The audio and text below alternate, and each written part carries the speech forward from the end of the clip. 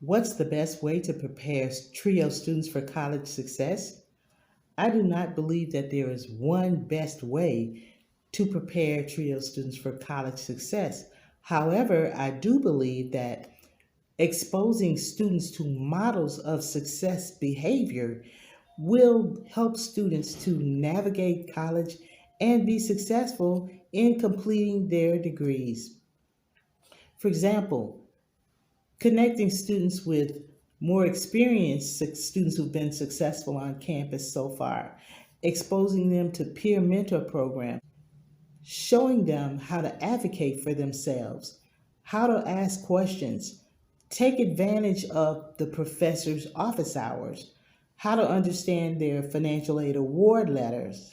These are some of the things that are going to help students to successfully navigate post secondary education, learning the campus, and finding out what offices provide what particular services so that when students need those particular services or resources, they will know where to go, they will know what questions to ask, and they'll know how to arrive at the conclusions or the answers that they are seeking.